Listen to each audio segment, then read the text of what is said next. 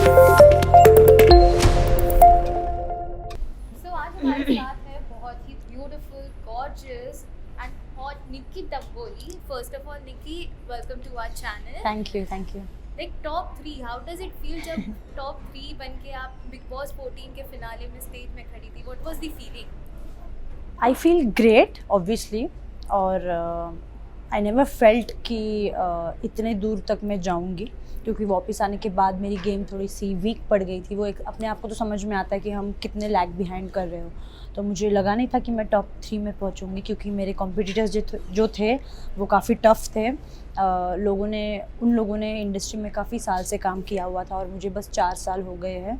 तो बट ठीक है, अपने फैंस का मैंने दिल जीता है, लोगों के दिल जीते हैं, हंसाया है, एंटरटेन किया है. उस वजह से अगर वो मुझे टॉप 3 में पहुंचाते हैं तो आई एम वेरी ग्रेटफुल.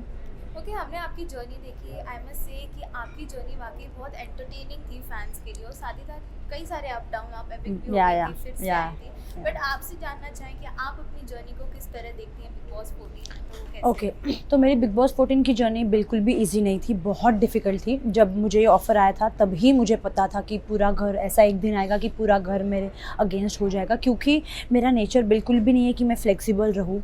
मैं एडजस्ट नहीं कर पाती हूँ किसी के भी साथ. और अब 15 लोगों अलग अलग टाइप की पर्सनालिटी है, और मुझे पता है कि मेरी किसी से भी नहीं बनेगी, क्योंकि अब सी हर व्यक्ति को लगता है कि हम अलग हैं, लेकिन I am genuinely I feel कि आई एम यूनिक, क्योंकि जो मेरे स्टैंड्स होते हैं, जो मेरे डिसीजंस होते हैं, वो किसी से भी सहमत नहीं होते. मतलब आपका सपोज अगर आप मेरे दोस्त हो तो आपका सुन के मैं वो डिसीजन नहीं लूँगी, मैं वो समझूंगी, लेकिन करूँगी वही जो मेरे को सही लगता है.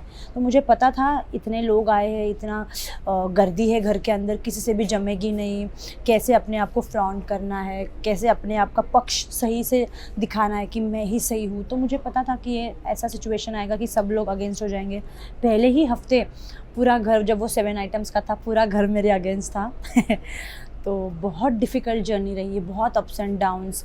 कोई मेरे साथ नहीं था एक्सेप्ट जान, कोई दोस्त नहीं था. सीनियर्स मेरे फेवर में थे, क्योंकि they know how to play game. तो गेम के हिसाब से अगर देखा जाए तो दे थॉट कि ये सही है लड़की जो भी है. तो और बाकी सबको तो पता ही नहीं था कि गेम था क्या, वो है क्या, वो कहाँ आए हैं, उनको कुछ समझ में नहीं आ रहा था जितना मुझे समझ रहा था बिग बॉस का गेम. तो काफ़ी अप्स एंड डाउन्स थे, काफ़ी डिफ़िकल्ट थी सिचुएशन. लोगों से बना के रखना भी था, सेफ भी खेलना था. बट मैं फर्स्ट हाफ में मैंने बिल्कुल भी सेफ़ नहीं खेला. जो मेरे मन में आया मैंने बोला, जिसको मुझे नॉमिनेट करना था मैंने किया. मैंने अपने दोस्तों को भी कभी कभी डिच कर दिया, इरिटेट होके, फ्रस्ट्रेट होके. तो सेफ़ तो मैंने बिल्कुल नहीं खेला फर्स्ट हाफ में. सेकेंड हाफ में मैंने सोचा, मैं बाहर आई थी, मैंने देखा कि यार रिश्तों की भी वैल्यू करना सीखना चाहिए निक्की, इतना लाइटली नहीं लेना चाहिए रिश्तों को. तो मैंने सोचा, मैंने एक माइंडसेट किया कि मुझे रिश्ते बनाने हैं. तो मैं सेकेंड हाफ में आई तो मैंने कोशिश करी रिश्ते बनाने की, लेकिन मेरी पहले ही दूसरे हफ्ते शायद से मेरे एजाज से फ़ाइट हो गई थी.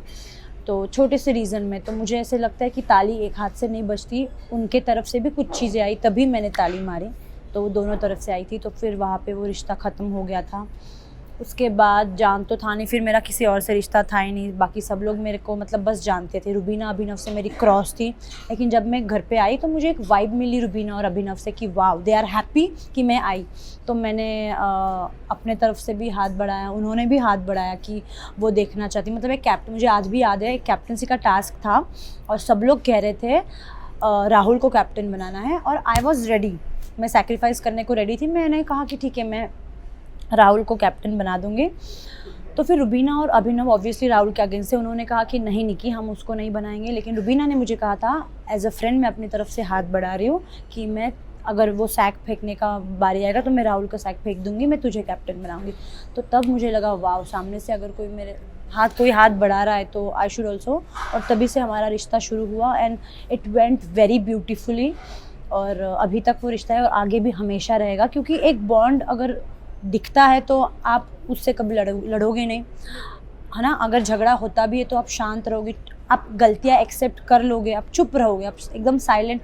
तो वैसे मेरे और रुबीना की भी मतलब अंडरस्टैंडिंग में बनती नहीं थी, लेकिन जब वो मुझे समझाती थी मैं चुप बैठती थी, और जब मैं कहती थी तो वो भी चुप बैठती थी. हम दोनों अपने अपने पक्ष रखते थे, कितना सुनना है कितना नहीं, सुन लेते थे जी भर के, लेकिन करते हमारे दिल मन के थे. आप तो यूनिक या हो इसलिए फैंस आपको इतना प्यार देते हैं। या लेकिन हमने शुरुआत से ही देखी है जो जीतने का जुनून था वो यस सिर्फ यस निक्की तंबोली में ही था, शुरुआत से लेके ऑफ आखिरी कोर्स तक। यस जब आप टॉप 3 में थी हम्म और रुबीना को एज अ विनर अनाउंस हाँ किया, व्हाट हाँ वाज द फीलिंग? आपको कहीं ना कहीं डिसअपॉइंटमेंट हुई? बिल्कुल भी नहीं, क्योंकि जैसे मैंने कहा जब मैं वापस आने के बाद मेरी गेम वीक हो गई थी, मैंने अपने आप को टॉप 6 में भी नहीं देखा था, क्योंकि सी ना कौन कौन था, रुबीना थी, जैस्मिन, अली, उसके बाद कौन था, एजाज, और मैंने सुना था अभिनव का भी फ़ैन फॉलोइंग बहुत बढ़ गया था। 5 तो यही हो गए, और राखी थी, तो 6 यही हो गए। मैं अपने आप को टॉप 6 में भी नहीं देखती थी, लेकिन पता नहीं ऐसे क्या हुआ, फैंस को मेरा कौन सी चीज़ पसंद है कि मुझे टॉप 3 में पहुँचाया। I am shocked, at the same time I am happy. But मुझे ना सी हर चीज़ की भूख होती है कि ये करना है लाइफ में। I am hungry to do work and to gain knowledge, but top 3 में हूँ तो आई एम ग्रेटफुल। लेकिन मेरे को मतलब वो कहते हैं ना, मतलब हम लोग मराठी में तो हवरट कहते हैं, हवरट मतलब कि इतना भी लालच मत रखो किसी भी चीज़ के लिए। मेरे बाद अगर मैंने किसी को विनर देखा था फर्स्ट हाफ में तो वो एजाज था, क्योंकि मेरी उससे बहुत बनती थी। एजाज से फिर झगड़ा हो गया, उसके बाद रुबीना मेरे से क्लोज हुई, तो मेरे बाद जिसको मैंने एज अ विनर देखा है वो रुबीना।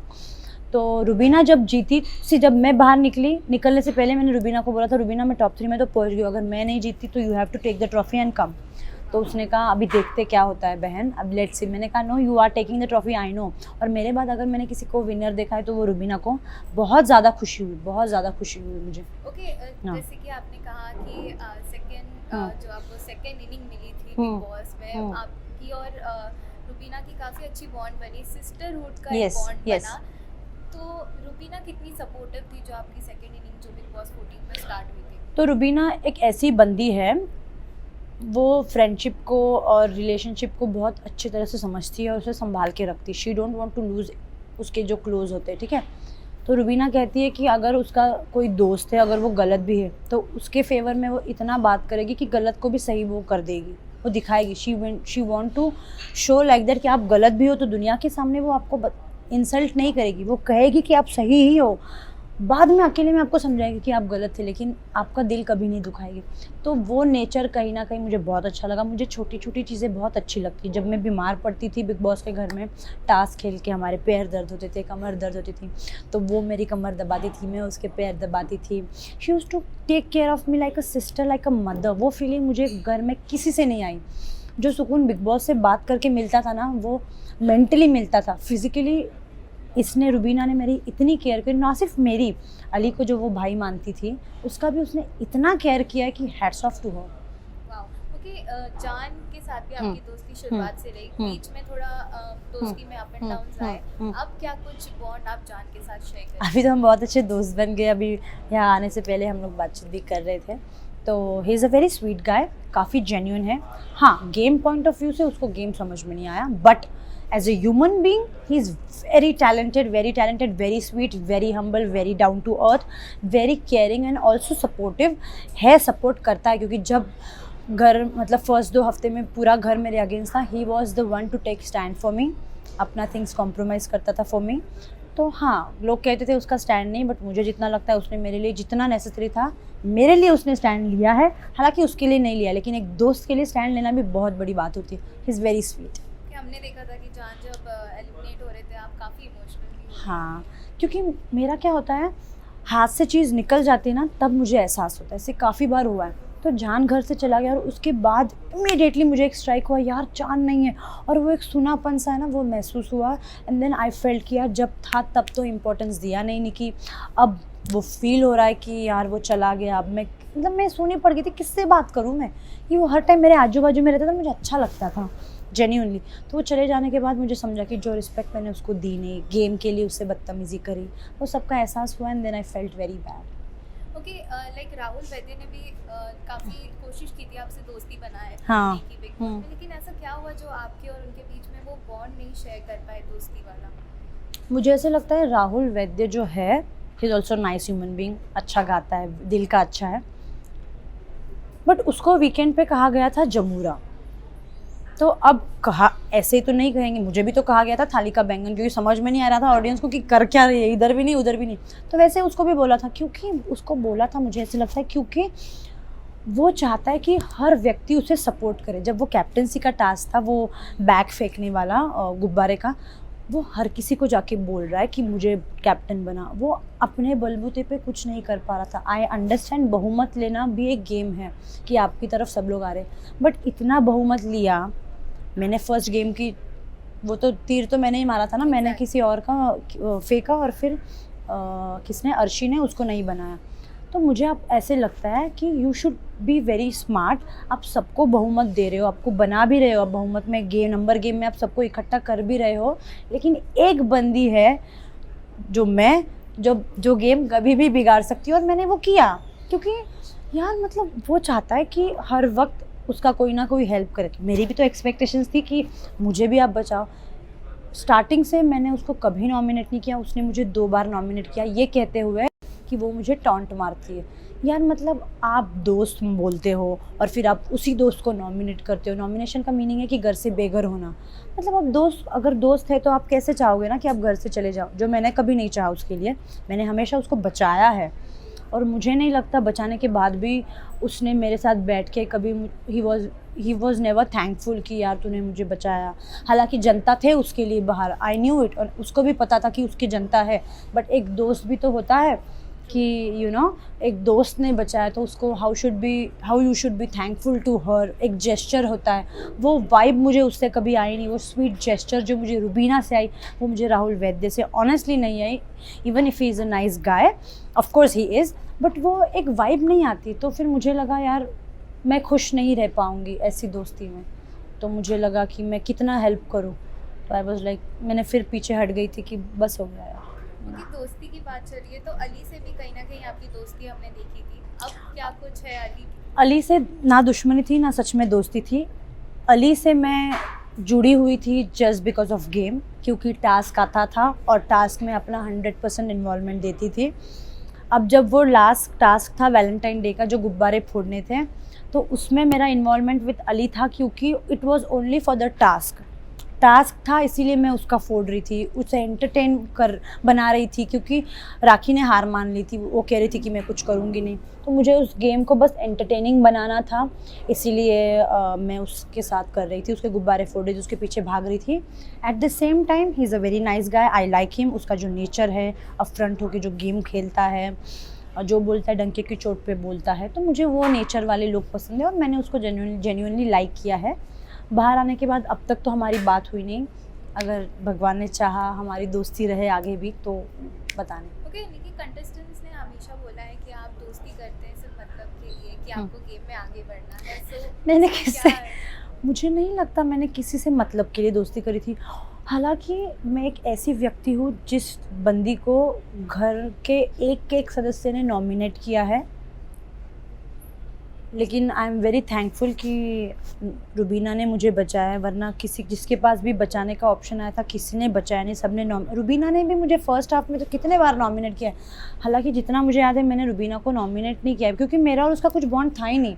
उसको मैं इरिटेटिंग लगती थी, उसने मुझे नॉमिनेट किया, बट मैंने अपने फ़ायदे के लिए कभी दोस्ती बनाई नहीं। अगर बनाई भी होती तो मुझे वो हेल्प तो करते। मुझे आप एक चीज़ बताइए, मुझे किसने कभी सेव किया है? किसी ने नहीं सेव किया, हमेशा सबने नॉमिनेट ही किया है। एजाज़ को लेके, जान को लेके, रुबीना जो मेरी सिस्टर है उस तक सबने मुझे नॉमिनेट किया है। तो मुझे नहीं लगता मैंने गेम के लिए किसी से दोस्ती बनाई। मुझे लोगों का गेम ही समझ में नहीं आया घर के अंदर, मुझे अपना ही गेम समझ में आ रहा था। मैंने कभी किसी भी टास्क में अलायंस नहीं बनाया। अब वो कोई भी टास्क ले लो, अब वो बुलडोज़र ले लो, शार्क अटैक ले लो, या कोई भी राजा रानी, मैंने कभी अलायंस नहीं बनाया, क्योंकि अलायंस कभी काम करे ही नहीं। हमेशा काम करते और रिश्ते, और मेरे घर के अंदर रिश्ते ही कमज़ोर थे। तो मुझे अपने लिए ही खेलना था, और मुझे लगता है टॉप 3 में जैसे मैं पहुँची हूँ, तो मुझे लगता है मेरे फैंस ने मुझे पहुँचाया है।